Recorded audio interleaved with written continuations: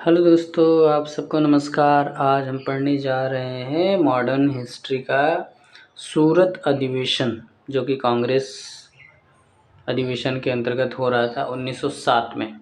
इससे पहले की वीडियोज़ लगातार लगी हुई हैं, आप सब चाहें तो रिवाइज कर सकते हैं। और ये बहुत ही शानदार नोटबुक है, कॉन्सेप्ट से भरा हुआ और फैक्ट भी है इसमें।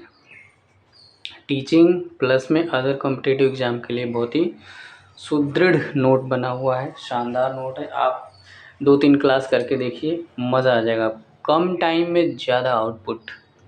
आइए फिर शुरुआत करते हैं। सूरत अधिवेशन की बात करें, 1907 में सूरत अधिवेशन जो कि स्प्लिट हो गया था, नरमपंथी और गर्मपंथी की विचारधारा आपस में टकराए, फिर वो बिखर गया। 2 विचारधाराएं आई थी। कारण क्या था? 1905 में प्रिंस ऑफ वेल्स के भारत आगमन पर उनके स्वागत को लेकर मतभेद था। ठीक है। और इसके साथ साथ और भी कारण थे, जैसे कि कारण नंबर 1, अध्यक्ष पद को लेकर गर्मपंथी बाल गंगाधर या लाला लाजपत राय को चाहते। गर्मपंथी चाहते थे कि या तो तिलक जी बनेंगे या फिर लाला लाजपत राय बनेंगे। नरमपंथी चाहते थे कि रासबिहारी घोष बने। इन दोनों में टकराव हुआ। और दूसरा कारण था कि बंगाल विभाजन के संदर्भ में स्वदेशी एवं बहिष्कार आंदोलन का प्रयास को लेकर, कि स्वदेशी और बहिष्कार आंदोलन के जो प्रयास चल रहे थे वो बंगाल विभाजन का ही मामला था। तो उदारवादी केवल बंगाल में चाहते थे, जबकि गर्मपंथी संपूर्ण भारत में चाहते थे कि जो स्वदेशी और बहिष्कार आंदोलन चले वो सिर्फ बंगाल में ही नहीं बल्कि संपूर्ण भारत में चले। तो संपूर्ण भारत में चाहते थे गर्मपंथी और सिर्फ बंगाल में चाहते थे उदारवादी लोग। तो ये भी मतभेद का कारण था। उदारवादी सरकारी संस्थाओं के बहिष्कार से सहमत नहीं थे। उदारवादी सरकारी संस्थान के बहिष्कार से सहमत नहीं थे, जबकि उग्रवादी यानी उग्र राष्ट्रवादी विदेशी वस्तुओं के साथ साथ सरकारी संस्थाओं को भी बहिष्कार चाहते थे। यानी सरकारी संस्थाएं भी बहिष्कृत कर दिया जाए, विदेशी वस्तुएं भी बहिष्कृत कर दिया जाए। ये राष्ट्र उग्रवादियों का था, उग्र राष्ट्रवादियों का था। जबकि उदारवादी चाहते थे कि सरकारी संस्थाओं के बहिष्कार से सहमत नहीं थे। ये कॉन्फ्लिक्ट देख रहे हैं आप लोग। देन तीसरा कारण बना कि 1905 में जब प्रिंस ऑफ वेल्स के भारत आगमन पर उनके स्वागत को लेकर मतभेद था, कि मतलब गर्मपंथी चाहते थे कि स्वागत ना किया जाए और जो कि उदारवादी लोग थे वो लोग चाहते थे कि किया जाए स्वागत। उदारवादी स्वागत के पक्ष में थे, जबकि उग्र राष्ट्रवादी विरोध प्रदर्शन करने के लिए चाहते थे। कारण अधिवेशन के स्थान को लेकर मतभेद था कि अधिवेशन हो कहाँ। उग्रवादी यानी उग्र राष्ट्रवादी चाहते थे नागपुर में, जो कि प्रस्तावित था वहीं पे हो, और उदारवादी चाहते थे कि सूरज में फिरोज शाह मेहता के कहने पर स्थानांतरित कर दिया जाए। मतलब सूरत में जो नागपुर से स्थानांतरित करने का जो सिफारिश था वो फिरोज शाह मेहता, जो कि एक ये भी उदारवादी नेता थे। इन्हीं सब के कारण 2 भागों में बट गई, गर्मपंथी यानी कि गर्मपंथी में गरम दल और नरमपंथी में नरम दल। समझ रहे हैं? तो कॉन्फ्लिक्ट कैसे कैसे हुआ। अब इसमें हुआ क्या, ये तो ओवरव्यू रहा, अब हुआ क्या वो देखते हैं।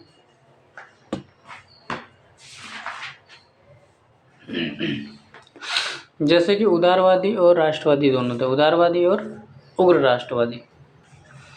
प्रमुख नाम दादाभाई नौरोजी, एस.एन. बनर्जी, W.C. बनर्जी, दिनसाई वाचा, Firoz Shah Mehta, K.T.. Telang, GK. Gokhale, Rasbihari Ghosh.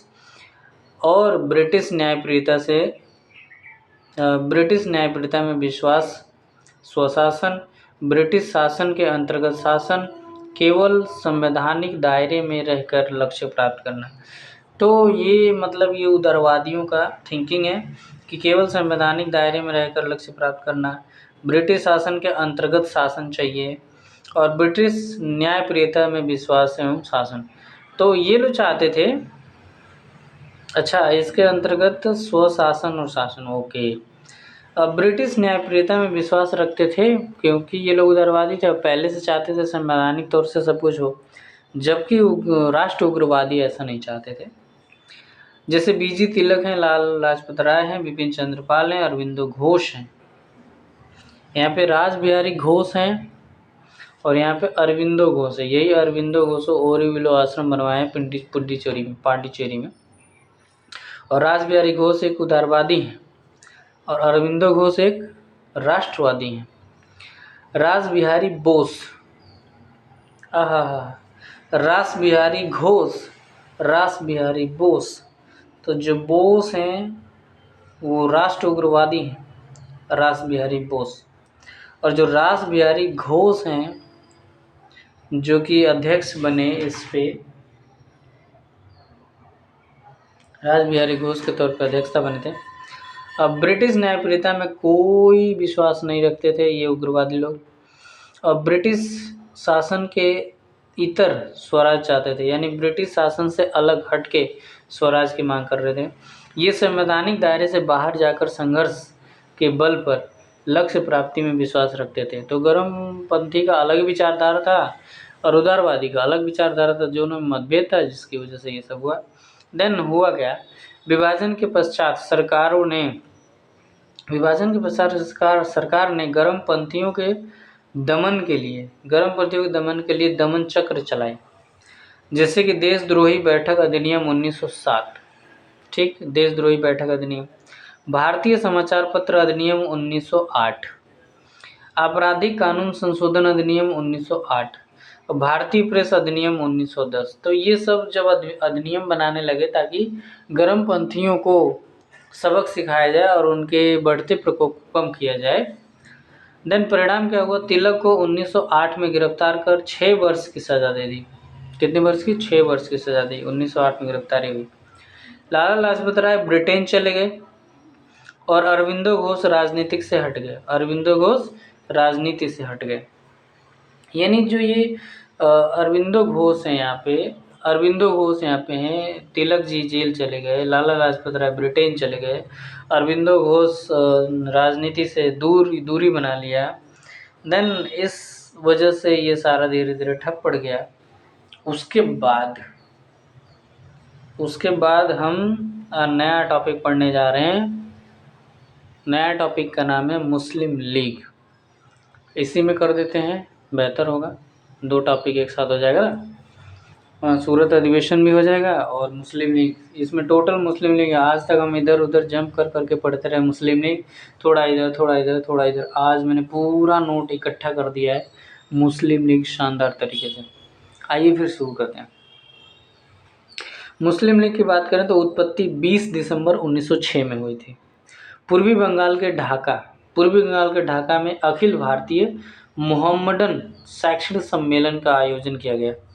Akhil Bharatiya Mohammedan शैक्षणिक सम्मेलन किया गया आयोजन, जिसकी वजह से इसी सम्मेलन में मुसलमानों के लिए अलग दल मुस्लिम लीग, कह रहे हैं कि इसी सम्मेलन में मुसलमानों के लिए एक अलग दल मुस्लिम लीग की स्थापना का प्रस्ताव रखा गया और इसकी स्थापना 30 दिसंबर 1906 में हो गई।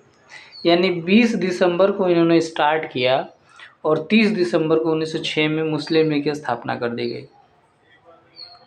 संस्थापक के तौर पे देखा जाए तो सलीमुल्लाह खां ढाका के जो नवाब थे, और जगह था एहसान मंजिल पैलेस ढाका। समझ रहे हैं? तो 20 दिसंबर 1906 में पूर्वी बंगाल के ढाका में अखिल भारतीय मोहम्मडन शैक्षणिक सम्मेलन हुआ। उसमें मुस्लिम दल यानी मुस्लिम लीग का सुझाव दिया गया। देन 30 तारीख को यानी 30 दिसंबर 1906 को इसकी स्थापना की गई और संस्थापक के तौर पे सलीमुल्लाह खां ढाका के नवाब थे और जगह का नाम था एहसान मंजिल पैलेस ढाका।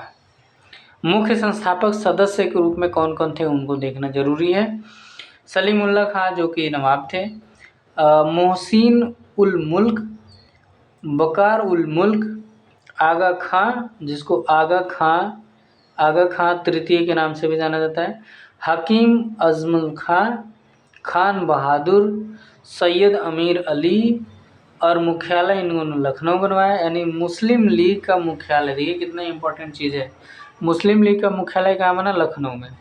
प्रथम स्थायी अध्यक्ष आगा खां तृतीय, आगा खां बने जो कि तृतीय के नाम से जाने जाते हैं। और लीग की लंदन शाखा बनी 1908 में सैयद अमीर अली। इस लीग की एक शाखा बनी जो कि लंदन में 1908 में ही 1908 में बनी, यानी कि यहाँ बनने के 2 साल बाद लीग की लंदन शाखा सैयद अमीर अली। देन मुस्लिम लीग धीरे धीरे बढ़ता गया और आगे क्या हुआ उसको देखते हैं। मुस्लिम लीग की स्थापना का मुख्य उद्देश्य क्या था? तो मुस्लिम लीग की स्थापना का मुख्य उद्देश्य की अगर बात करें तो मुसलमानों में ब्रिटिश सरकार की निष्ठा की भावना लाना था।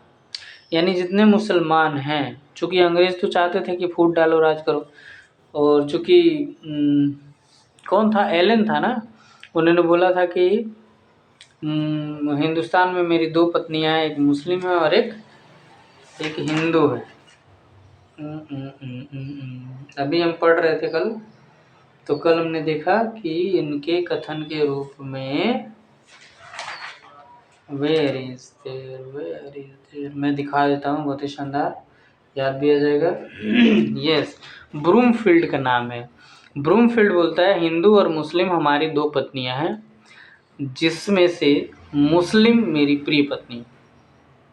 समझ रहे? ब्रूमफील्ड का ये कथन है कि हिंदू और मुस्लिम हमारी 2 पत्नियां हैं, जिसमें से मुस्लिम हमारी प्रिय पत्नी है।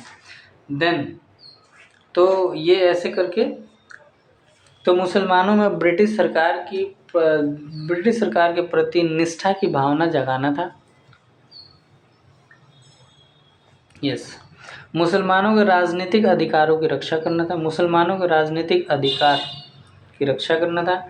अन्य संप्रदाय की घृणा की भावना खत्म करना था। अन्य संप्रदायों में घृणा की भावना खत्म करना था। कांग्रेस का विपक्ष बनाना, यानी कांग्रेस जो पार्टी बन रही थी उसके विपक्ष में मुस्लिम लीग को खड़ा करना चाहते थे अंग्रेज, जिसकी वजह से 1906 में ढाका में मुस्लिम लीग का गठन कर दिया गया। प्रथम अधिवेशन की बात करें अगर 1907 में, तो मुस्लिम लीग का प्रथम अधिवेशन हुआ 1907 में कराची में। कहाँ पे हुआ था? कराची में। प्रथम अधिवेशन 1907 मुस्लिम लीग का, जबकि 1907 में हमारे यहाँ सूरत विभाजन हो रहा था कांग्रेस में। सोचिए, यहाँ पे संगठन हो रहा है, वहाँ पे विभाजन हो रहा है। इस अधिवेशन में बकार उल मुल्क एवं मोहसिन उल मुल्क ने मिलकर लीग का संविधान तैयार किया। तो लीग का संविधान किसने तैयार किया? मोहसिन उल मुल्क और बकार उल मुल्क।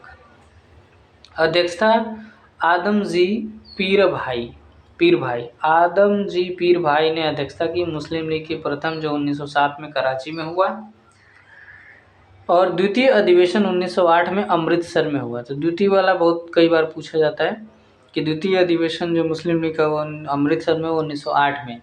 अध्यक्ष बने सैयद अली इमाम। ठीक है, ओके। इसी अधिवेशन में मुसलमानों के लिए पृथक निर्वाचन व्यवस्था की मांग की गई।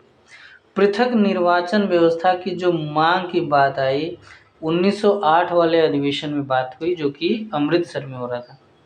1930 में मुस्लिम लीग का अधिवेशन हुआ था जो कि इलाहाबाद में, और स्थान इलाहाबाद प्रयागराज में। अध्यक्ष इसके मोहम्मद इकबाल थे उस समय। इसकी मतलब कहानी चल रही है कि मुस्लिम लीग के अधिवेशन की बात। तो 1930 में हुआ था इलाहाबाद अधिवेशन में। इलाहाबाद में इसकी अध्यक्षता कर रहे थे मोहम्मद इकबाल। इस अधिवेशन में पहली बार मुसलमानों के लिए पृथक राज्य की मांग करी गई थी। किसकी अध्यक्षता में? मोहम्मद इकबाल की अध्यक्षता में, जो कि कहाँ हो रहा था? प्रयागराज इलाहाबाद में। 1930 की बात हो रही है। और 1940 में मुस्लिम लीग अधिवेशन 1940 में मुस्लिम लीग अधिवेशन 23 मार्च 1940। ओके। और स्थान देखें 1940 में, यानी 23 मार्च 1940 में लाहौर में ये अधिवेशन हुआ। अध्यक्ष मोहम्मद अली जिन्ना बने। यही इम्पोर्टेंट है, बार बार पूछा जाता है कि जो लाहौर में मुस्लिम लीग की अध्यक्षता किसने करी थी 1940 में? मोहम्मद अली जिन्ना। पहली बार पाकिस्तान की मांग, जब पाकिस्तान की मांग हुई थी तो 1940 में, और पृथक राज्य की मांग हुई थी तो 1930 में, और मुस्लिम लीग बना 1906 में। साथ में पहला अधिवेशन हुआ कराची में, देन दूसरा अमृतसर में, और ऐसे कंटिन्यू हुए होंगे, बट इम्पॉर्टेंट ये है 1940 वाला। पाकिस्तान दिवस 23 मार्च 1940, जिस दिन 23 मार्च 1940 में जो अधिवेशन हुआ जिन्ना के नेतृत्व में, लाहौर अधिवेशन हुआ था।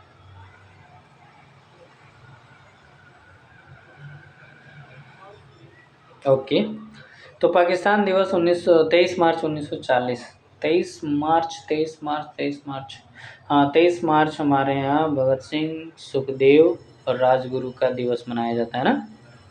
और मुस्लिमों ने 23 मार्च को चुन लिया 1940 में पाकिस्तान दिवस।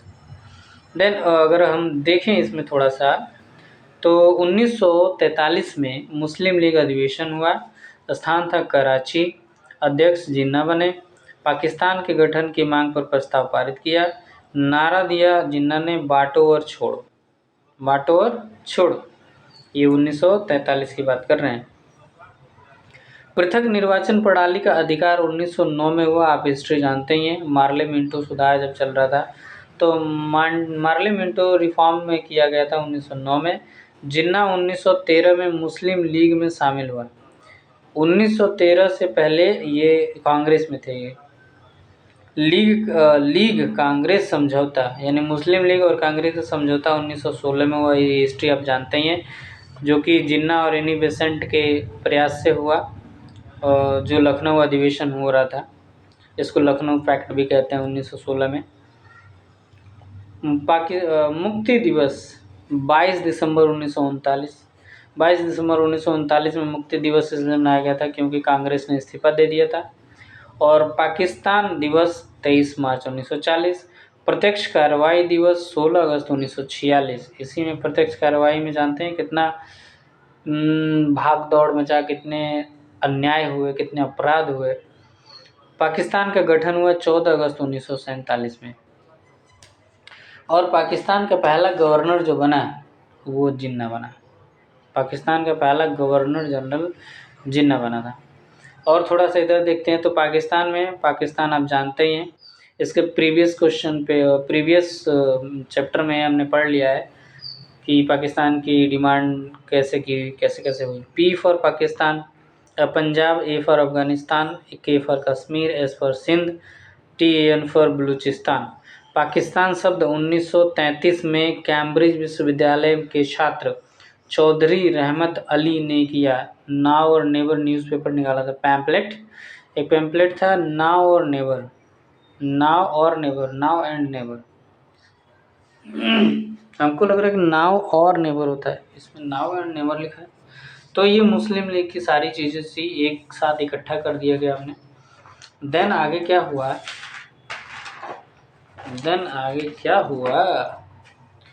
तो आप देख लेते हैं कि भारत कितना हुआ, 18। It means we should Delhi Durbar यहाँ से पढ़ना है हमको, दिल्ली दरबार पढ़ना है, दिल्ली दरबार फर्स्ट, द्वितीय, तृतीय, और भारत परिषद अधिनियम भी पढ़ना है।